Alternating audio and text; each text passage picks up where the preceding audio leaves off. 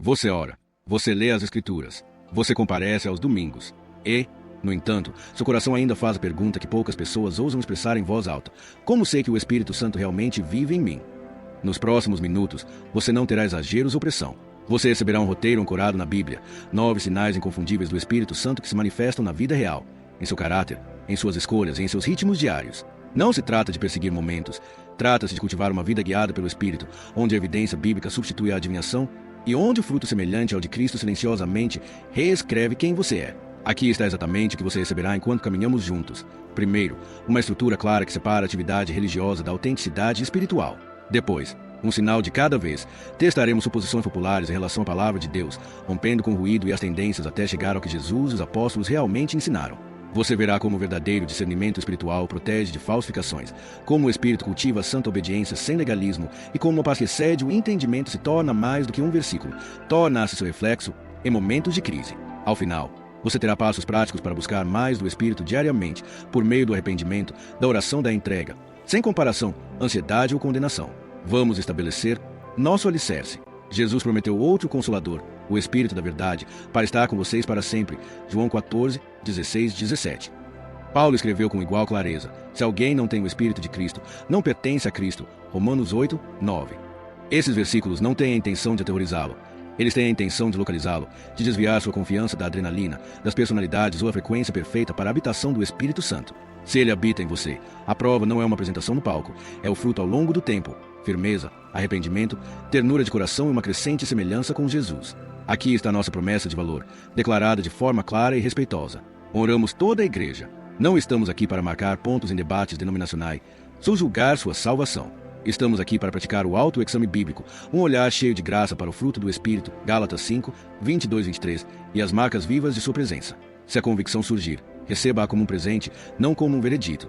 A convicção cura, a condenação paralisa. Uma o atrai para Cristo, a outra o empurra para a vergonha. Esta noite, recusamos a vergonha. Ouviremos o sussurro do Espírito e o seguiremos. À medida que avançamos pelos 9 sinais, guarde estas frases âncora em seu coração. Elas são mais do que palavras-chave. São uma bússola para a jornada. Sinais do Espírito Santo, fruto do Espírito, vida cheia do Espírito, evidências bíblicas, discernimento espiritual, santa obediência, entrega diária, caráter semelhante ao de Cristo. Deixe que elas moldem suas orações, suas expectativas. E se mesmo agora você sentir uma fome silenciosa crescendo, uma quietude sóbria, isso não é um truque de emoção. É o Espírito convidando você a ir mais fundo. Mais uma palavra de cautela antes de nos aprofundarmos. Avisos, respeitosamente. Este conteúdo é seguro para o YouTube, tem um tom pastoral e é oferecido com reverência. Manteremos a fidelidade às Escrituras, evitaremos alegações inflamatórias, trataremos todas as tradições com respeito. Nosso objetivo é servir, fortalecer sua caminhada com Cristo, não atacar a de outra pessoa. Então, vamos começar pelo ponto onde a fé falsa se rompe e a fé genuína perdura. A paz se mantém quando a vida se rompe. Não a paz do controle, mas a paz da entrega, uma marca que você não pode fingir por muito tempo e o primeiro sinal constante de que o Espírito Santo realmente habita em você. Paz. Não o tipo que aparece quando tudo está calmo, mas o tipo que se mantém quando a tempestade está furiosa e você deveria estar desmoronando. Este é o primeiro sinal de que o Espírito Santo realmente habita em um crente. Uma paz que não pode ser fabricada, falsificada ou sustentada por pura força de vontade. Não é uma calma frágil que se estilhaça ao primeiro sinal de problema. É uma corrente profunda e constante sob as ondas da vida, inabalável por aquilo que abala todos os outros. Pense na cena em Marcos 4. Os discípulos estão no mar, o vento uivando, as ondas quebrando no barco. Eram pescadores experientes, homens que conheciam tempestades. Mas esta era diferente. Eles entraram em pânico, convencidos de que a morte era iminente. E onde estava Jesus? Dormindo. O caos que os aterrorizava não o perturbou. Quando acordaram, sua resposta não foi um esvaziamento frenético da água, mas 3 palavras de comando: cala-te, aquieta-te. E a criação obedeceu. Mas a tempestade maior não estava lá fora, estava dentro de seus corações. Sua calma revelou o tipo de paz que só vem do Espírito de Deus. Esta é a paz que Jesus prometeu em João 14, 27. A minha paz vos dou. Não vou-la dou como o mundo a dá. Observe a distinção. A minha paz. Não é o conforto passageiro de circunstâncias finalmente melhorando, nem o alívio superficial de um controle temporário. É a própria paz de Cristo, transferida para sua alma pelo Espírito Santo. Se você já viu alguém passar por uma perda inimaginável, diagnóstico, traição, colapso financeiro, e, ainda assim, seu espírito permanecer firme, você testemunhou este sinal. Eles sofrem. Sim, mas sua fé não desmorona. Essa força não é personalidade, não é pensamento positivo. É evidência sobrenatural. O Espírito ancorando o coração onde a força humana falharia. Paulo descreveu isso de uma cela de prisão, sem saber se viveria ou morreria. A paz de Deus, que excede todo o entendimento, guardará os vossos corações e as vossas mentes em Cristo Jesus. Filipenses 4, 7. Guardar. Essa é a palavra-chave. A paz do Espírito não se acomoda passivamente. Ela permanece como um soldado, recusando-se a deixar o medo invadir. Mas aqui está a verdade séria. A paz é oferecida, mas pode ser perdida. Muitos de nós a trocamos por preocupações intermináveis, noites sem dormir e ensaiados repetidamente. É quando o Espírito sussurra suavemente: rendam-se, deixem e confiem em mim. Porque a paz não é conquistada com mais afinco, ela é recebida ao abrir mão do controle. E quando essa paz se mantém no fogo, ela se torna uma testemunha. As pessoas percebem. Elas se perguntam: por que você não está em pânico? Como ainda pode ter esperança? E naquele momento, sua paz prega mais alto do que suas palavras jamais poderiam. É o sermão do Espírito através de sua vida. No entanto, a paz é apenas o começo. O Espírito não se limita a acalmar suas tempestades. Ele expande seu coração. Ele o conduz a algo ainda mais radical. Um amor que desafia qualquer explicação. Um amor que vai além da capacidade humana. E esse amor é o próximo sinal inegável. O amor é frequentemente mal compreendido. Tendemos a pensar nele como afeição por pessoas que nos tratam bem, ou como o calor que sentimos por familiares e amigos. Mas o amor que marca a presença do Espírito Santo não é afeição comum. É amor sobrenatural. É amor que vai além da justiça, além do instinto natural, além da força humana. É um amor que pode abraçar os que não merecem, perdoar os impenitentes e até mesmo abençoar aqueles que nos ferem. Jesus estabeleceu o padrão quando disse: amai os vossos inimigos e orai pelos que os perseguem. Mateus 5, 44. À primeira vista, essas palavras quase parecem irracionais. Nosso instinto é nos proteger, revidar, exigir justiça. No entanto, o Espírito faz nascer um instinto diferente, um que desarma a amargura e libera graça. Sem ele, tal amor é impossível. Com ele, torna-se a própria evidência de sua habitação. Considere Estevão em Atos 7, o primeiro mártir cristão. Enquanto as pedras esmagavam seu corpo, suas palavras finais não foram um grito de vingança, mas uma oração: Senhor, não lhes imputes este pecado. Quem ora assim no momento da morte? Não a natureza humana. Esse era o Espírito de Cristo dentro dele, ecoando as palavras de Jesus na cruz. Pai, perdoa-lhes, porque não sabem o que fazem. Lucas 23, 34. Esta é a assinatura radical do Espírito Santo, um amor que não faz sentido para o mundo. Mas vamos trazer isso para mais perto da vida cotidiana. Talvez seu inimigo não seja um perseguidor com pedras na mão, mas um colega que prejudica, um familiar que o fere com palavras descuidadas ou um amigo que traiu sua confiança. Tudo dentro de você pode querer recuar ou retaliar. No entanto, quando o Espírito reina em seu coração, algo muda. A agudeza da raiva começa a se atenuar. Uma compaixão silenciosa desperta onde antes havia ressentimento. Não é fraqueza, é força sob controle. O Espírito sussurra: você foi muito perdoado, estenda a mesma graça. Isso não significa ignorar o pecado ou tolerar o abuso. O próprio Jesus confrontou o erro com autoridade, mas significa que sua postura muda. Em vez de ficar acorrentado à vingança, você se torna livre para libertá-la. Em vez de ser definido pelo que os outros fizeram a você, você é definido pelo que Cristo fez em você. Isso é liberdade. Isso é transformação. Paulo nomeou o amor como o primeiro fruto do Espírito em Gálatas 5, 22. Não por acaso. O amor é a fonte da qual todos os outros frutos fluem. A alegria sem amor se torna superficial. A paz sem amor se torna isolamento. Mas quando o amor está vivo, o resto o segue. João deixou claro: todo aquele que diz amar a Deus e odeia seu irmão é mentiroso. 1 João 4, 20. O espírito e o ódio não podem compartilhar a mesma casa. Um expulsa o outro. Então, pare aqui e pergunte: quem é a pessoa mais difícil para você amar? De quem é o nome ou rosto que desperta raiva, ressentimento ou tristeza? Muitas vezes, é exatamente nesse ponto que o Espírito pressiona, não para condená-lo, mas para libertá-lo. Enquanto a amargura persistir, a paz sempre será frágil. Mas quando o amor do Espírito começa a fluir, essas correntes começam a se quebrar, não apenas para quem o feriu, mas para a sua própria alma. Esse amor não permanece oculto. Ele irradia para fora, tornando-se um testemunho mais forte de qualquer sermão. As pessoas podem justificar a rotina religiosa, podem ignorar a frequência à igreja ou debater teologia, mas não podem ignorar um crente que ama o que não é amável. Esse tipo de amor é inconfundível, é divino, é o Espírito. E aqui está a maravilha. Quando esse amor cria raízes, ele desperta algo mais profundo dentro de você. O pecado começa a perder seu apelo, porque seu coração anseia por algo mais puro, mais elevado, mais belo do que o mundo oferece. Esse anseio, a santa convicção do Espírito, é o próximo sinal inconfundível. Um dos sinais mais claros, embora muitas vezes mais desconfortáveis, de que o Espírito Santo habita em você é a convicção. Convicção não é condenação. Convicção é amor que se recusa a deixar você se contentar com menos do que a santidade de Deus. É o puxão interior que diz: isso não é mais quem você é. E uma vez que você o experimenta, você sabe, o pecado nunca mais é o mesmo. Antes que o Espírito entre em uma vida, o pecado parece natural. A fofoca rola facilmente da língua. O orgulho parece autoproteção. A luxúria é apenas desejo. A desonestidade não é grande coisa. Mas, uma vez que o espírito se move, as coisas que antes pareciam inofensivas começam a parecer pesadas. O que costumava trazer prazer começa a arder. O riso do pecado de repente parece vazio. Não se trata de legalismo ou medo, trata-se de uma mudança sobrenatural de apetite.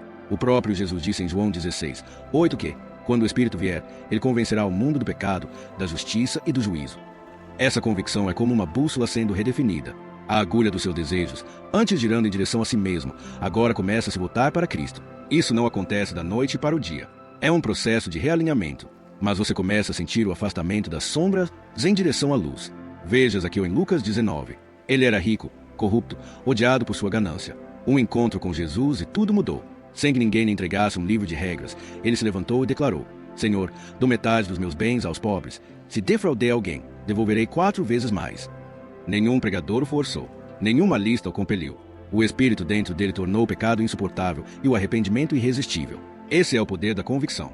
A convicção, porém, não é confortável. Ela pressiona nossas feridas. Expõe o que preferimos esconder.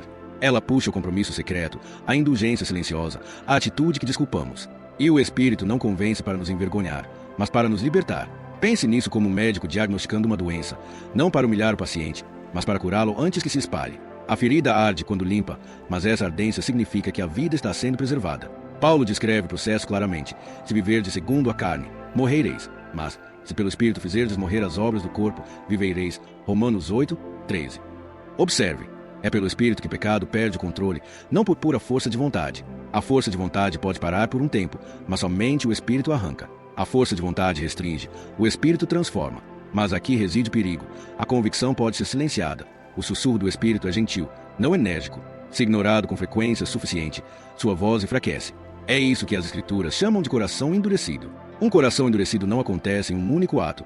Acontece por meio de pequenas concessões, dia após dia, até que o pecado pareça normal novamente. Essa dormência é mais perigosa do que a culpa, porque a culpa ainda significa que você se importa. Dormência significa que você parou de ouvir. E, no entanto, se você sentir o peso da convicção, mesmo agora, é prova de misericórdia. Significa que o Espírito não desistiu de você. Significa que Deus ainda está atraindo você de volta. Se confessarmos os nossos pecados, Ele é fiel e justo para nos perdoar e nos purificar de toda injustiça. 1 João 1:9. Essa promessa é inabalável. A convicção é a mão que te tira da areia movediça, não a voz que te condena por cair nela. É aqui que isso se torna pessoal. Sobre o que o Espírito está te convencendo agora, talvez seja amargura que você se recusa a liberar. Talvez seja um hábito que você desculpa. Talvez seja orgulho disfarçado de autoconfiança. Seja o que for, esse peso interior não está lá para esmagá-lo, está lá para restaurá-lo. E aqui está a beleza da convicção. Ela não apenas tira as coisas, ela desperta novos desejos. Quanto mais o Espírito convence, mais ele cria fome, não pelo pecado, mas pela justiça. Um anseio pelo que é puro, santo, vivificante. O que nos leva ao próximo sinal inegável de sua presença. Uma fome profunda e viva pela palavra de Deus. Há um momento que todo crente eventualmente enfrenta. A Bíblia deixa de ser um livro fechado e se torna uma voz viva. As páginas que antes pareciam distantes, até mesmo secas, de repente cortam direto o coração. Isso não é imaginação. Isso não é emoção. Esta é uma das evidências mais seguras de que o Espírito Santo vive dentro de você, uma fome pela palavra de Deus. Há um momento que todo crente eventualmente enfrenta. A Bíblia deixa de ser um livro fechado e se torna uma voz viva. As páginas que antes pareciam distantes, até mesmo secas, de repente cortam direto o coração. Isso não é imaginação. Isso não é emoção. Esta é uma das evidências mais seguras de que o Espírito Santo vive dentro de você, uma fome pela palavra de Deus. A Escritura se descreve em Hebreus 4:12 como viva e eficaz, mais penetrante que qualquer espada de 2 gumes, e discerne os pensamentos e intenções do coração. Observe, viva. O Espírito não apenas ilumina as palavras, ele sopra através delas. Sem ele, a Bíblia pode parecer literatura antiga, uma coleção de histórias e mandamentos. Com ele, torna-se alimento, água, remédio e fogo, tudo ao mesmo tempo. Pense nos discípulos a caminho de Emaús em Lucas 24. Eles caminharam com Cristo ressuscitado sem reconhecê-lo. Só mais tarde confessaram: não ardia o nosso coração em nós quando ele nos expunha as Escrituras. Esse ardor, essa sensação das Escrituras se tornando vivas, é o próprio Espírito acendendo a fome. Ele transforma a leitura em revelação e a revelação em transformação. Essa fome não é natural. Entregues a nós mesmos, corremos atrás de distrações. Nossas mentes vagueiam por telas, por barulho, por trivialidades sem fim. Ler parece um dever, ou pior, como culpa quando omitido. Mas quando o Espírito habita em nós, algo muda. Você se pega buscando a palavra, não por obrigação, mas por necessidade. Perca um dia, e sua alma sente como se estivesse pulando refeições. Não se trata de preencher um requisito, trata-se de respirar. E essa fome faz algo profundo. Personaliza as Escrituras. De repente, os salmos não são apenas as orações de Davi. São suas. As cartas de Paulo não são apenas a história da igreja. São o conselho de Deus para a sua luta atual. O Espírito adapta a verdade, aplicando-a a momentos que você jamais poderia ter planejado. Quantas vezes você abriu a Bíblia apenas para descobrir o versículo exato que precisava para aquele dia? Isso não é coincidência. É o Espírito cumprindo a promessa de Jesus em João 14, 26. O Espírito Santo vos ensinará todas as coisas e vos fará lembrar de tudo que vos tenho dito. Mas é aqui que devemos ser honestos. A fome nem sempre vem completa. Para alguns, ler ainda parece difícil no início. O inimigo sabe disso e se esforça para sussurrar. Você nunca vai entender. É muito difícil, muito chato, muito irrelevante. No entanto, a fome cresce à medida que se alimenta. Abra a palavra, mesmo que brevemente, mesmo imperfeitamente, e observe como o Espírito desperta o apetite onde não havia nenhum. Como brasas pegando fogo, o que começa pequeno se torna fogo com constância. É por isso que os crentes cheios do Espírito costumam dizer coisas como: eu só precisava da palavra hoje. Eles sabem que ela não é opcional, é oxigênio, é o pão que sustenta a vida guiada pelo Espírito. E quanto mais a consomem, mais ela remodela sua visão. Eles começam a ver a vida através das lentes das Escrituras, não das lentes da cultura. Eles começam a pensar com as categorias de Deus, não com as suposições do mundo. Então, deixe-me perguntar, o que você mais deseja em seus momentos de silêncio? Feeds de mídia social? Entretenimento? Notícias? Ou a voz viva de Deus? Seus desejos revelam sua dieta, e sua dieta revela a saúde da sua alma. Quando o Espírito preenche, a palavra de Deus se torna indispensável. Ela deixa de ser ruído de fundo e se torna a trilha sonora da sua vida. E quando essa palavra preenche, algo mais começa a transbordar. Gratidão, mesmo nos vales mais sombrios. A gratidão é fácil quando a vida se desenrola da maneira que esperávamos. Quando as orações são atendidas, as portas se abrem e as bênçãos são visíveis. Nossos corações cantam naturalmente. Mas a obra inconfundível do Espírito Santo é revelada não quando a vida é brilhante, mas quando as sombras caem. Dar graças em meio à dor não é instinto humano, é evidência sobrenatural. Paulo escreveu em 1 Tessalonicenses 5, 18: Em tudo, dai graças, porque está à vontade de Deus para convosco em Cristo Jesus. Observe atentamente, em todas as circunstâncias, não para todas as circunstâncias. A gratidão no sofrimento não nega a dor, ela declara que a dor não é a palavra final. E somente o Espírito pode levar nossos olhos além da ferida imediata para ver a mão firme de Deus agindo acima dela. O livro de Atos nos dá um exemplo impressionante. Paulo e Silas foram espancados, tiveram as costas dilaceradas e foram acorrentados em uma prisão em Filipos. A meia-noite chegou, não com gemidos, nem com desespero, mas com cânticos. Sua adoração ecoou através das paredes de pedra até que um terremoto sacudiu a prisão. Portas se abriram, correntes se soltaram. A gratidão transformou uma masmorra em um santuário. A adoração se tornou uma arma que abalou não apenas a terra, mas as próprias garras da escuridão. A história de Jó ecoa a mesma verdade. Depois de perder riquezas, filhos e até mesmo a saúde, suas primeiras palavras não foram maldições, mas adoração. O Senhor deu e o Senhor tirou. Bendito seja o nome do Senhor. Jó 1, 21. Como um homem canta em meio às cinzas. Como ele bem diz a Deus quando seu coração está despedaçado. Somente o Espírito torna isso possível. Sem ele, a perda gera amargura. Com ele, a perda gera adoração. E aqui está a maravilha. Esse tipo de gratidão não é passiva. É uma guerra. Quando você agradece em meio a lágrimas, o desespero morre de fome. Quando você canta em fraqueza, o inimigo treme. Quando você levanta a voz no vale, você declara: o sofrimento não me possui, Cristo possui.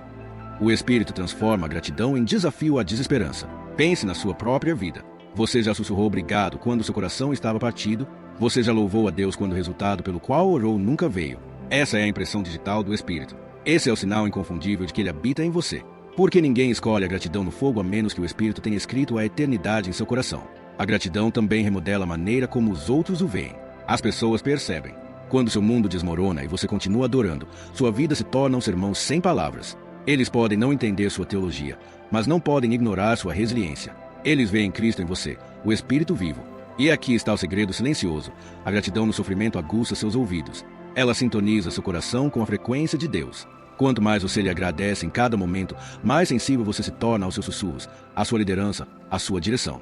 A gratidão amolece o coração, e um coração brando ouve com mais clareza. O que nos leva ao próximo sinal, um dos mais ternos e transformadores, a capacidade de reconhecer a voz de Deus seguir a sua liderança. Rendição, entregando cada canto da vida. Aqui está o custo. Muitos crentes querem o conforto do Espírito sem sua convicção, seu poder sem sua poda. Mas Atos 5, 32 é claro, o Espírito Santo é dado àqueles que lhe obedecem. A entrega não é parcial, é total. É entregar a Ele as chaves de cada cômodo do seu coração, seu tempo, seus hábitos, seus relacionamentos, suas ambições. É dizer: não a minha vontade, mas a tua. Esse tipo de entrega pode perturbar seu conforto, pode desafiar suas prioridades. mas nunca escraviza, liberta, pois o Espírito preenche apenas o que é liberado. E observe como ele opera. Às vezes, sua plenitude transborda em um momento de adoração ou oração, como uma enchente rompendo uma represa. Mas, mais frequentemente, ela se mostra silenciosamente, nova paciência em um momento de irritação, paz em um período de incerteza, compaixão quando você é injustiçado, força para resistir ao que antes o governava. Essas não são coisas pequenas. São as impressões digitais de Deus na vida cotidiana. São os milagres silenciosos do Espírito, moldando você à semelhança de Cristo de dentro para fora.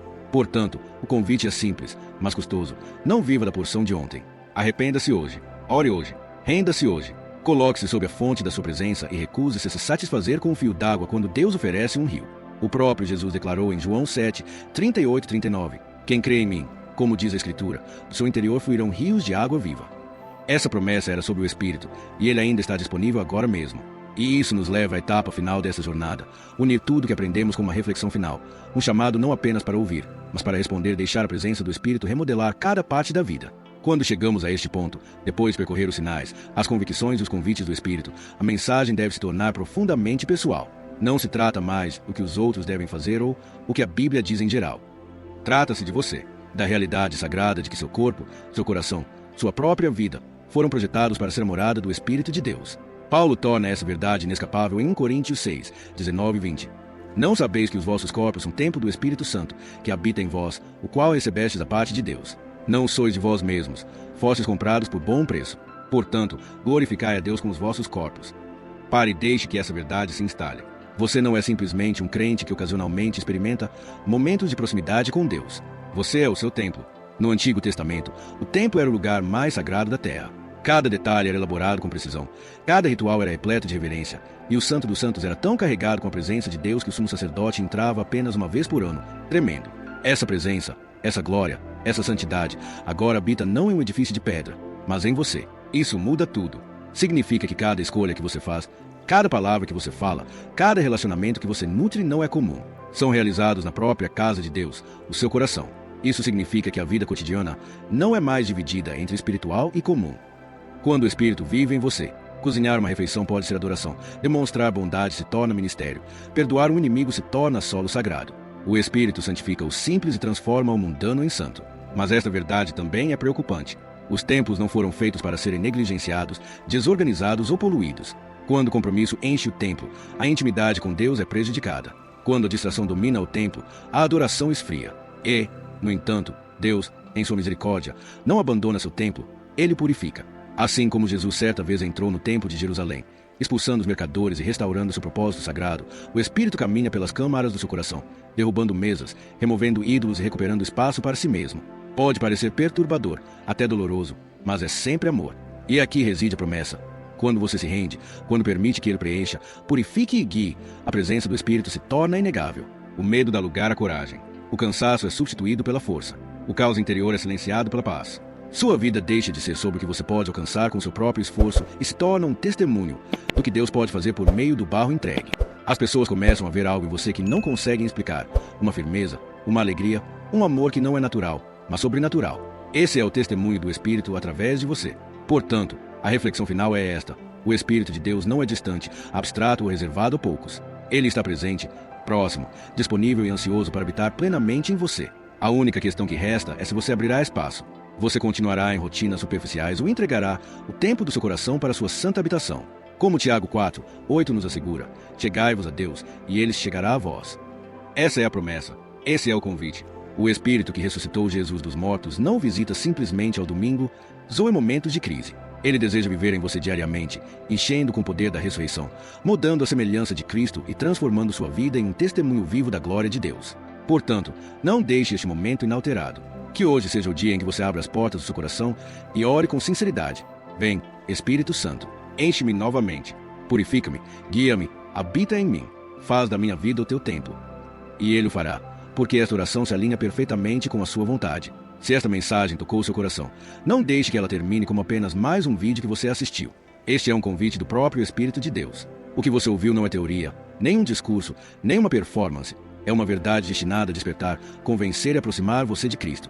E o próximo passo pertence a você. Quero encorajá-lo. Reserve um momento agora mesmo e compartilhe nos comentários quais dos sinais do Espírito Santo você viu em sua própria vida, ou aquele que você está pedindo a Deus para fortalecer em você. Seu testemunho pode ser o próprio encorajamento que alguém precisa para continuar perseverando. Esta comunidade cresce quando compartilhamos o que Deus está fazendo, quando oramos uns pelos outros e quando caminhamos juntos na verdade. E antes de ir embora, deixe-me pedir algo simples, mas importante. Se esta mensagem o abençoou, clique no botão curtir. Essa pequena ação ajuda a espalhar esta mensagem para mais pessoas que precisam. E se você quiser continuar crescendo, aprendendo e sendo desafiado por mensagens enraizadas nas Escrituras, inscreva-se neste canal hoje mesmo. Assim, você não perderá o próximo ensinamento que o Senhor preparou para você. Mas não pare por aqui. Esta jornada com o Espírito não acabou, está apenas começando. Na tela agora, outra mensagem está esperando por você. Ela o levará mais fundo, guiando ainda mais para o mistério do que significa andar cheio da presença de Deus. Clique nela e vamos continuar juntos. Até nos encontrarmos novamente, que o Senhor o abençoe, que a sua paz guarde seu coração e que o seu Espírito o encha diariamente com amor, poder e clareza. Você não está caminhando sozinho. O ajudador vive dentro de você.